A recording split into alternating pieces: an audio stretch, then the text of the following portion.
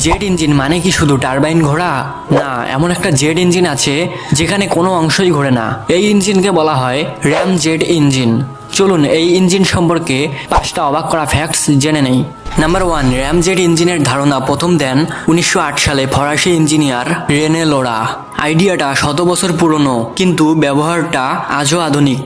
Number 2, এই ইঞ্জিনে কোনো চলমান যন্ত্রাংশ নেই, না ফ্যান না পাখা। এটা নিজের গতির কারণেই বাতাসকে স্বাভাবিকভাবে কম্প্রেস করে।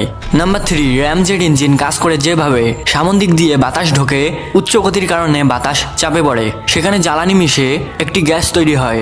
এই গ্যাস পিছন দিক দিয়ে তীব্র গতিতে আগুনের মতো বের হয়। নাম্বার 4, সবচেয়ে মজার জিনিসটা হলো র্যাম জেট ইঞ্জিন নিজে থেকে স্টার্ট নিতে পারে না। এটাকে আগে রকেট বা অন্যান্য ইঞ্জিন দিয়ে উচ্চ গতিতে পৌঁছে দিতে হয়।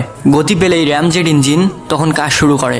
নাম্বার 5, আজকের র্যাম জেট ইঞ্জিন ব্যবহার করা হয় ব্রাশমোস এর মতো সুপারসনিক মিসাইলে আর হাইপারসনিক গবেষণায়, যেমন নাসা X-43 এই পরীক্ষামূলক বিমানটিতে এই ইঞ্জিন ব্যবহার করা হয়েছে। এটা সাধারণত ফাইটার জেটের জন্য নয়, কারণ এটা উচ্চ গতির জন্য বানানো হয়েছে। এত নিখুঁত নিয়ম আর জ্ঞান নিশ্চয়ই আল্লাহ তাআলার দেয়া মানুষের বুদ্ধির এক অসাধারণ নির্দেশন।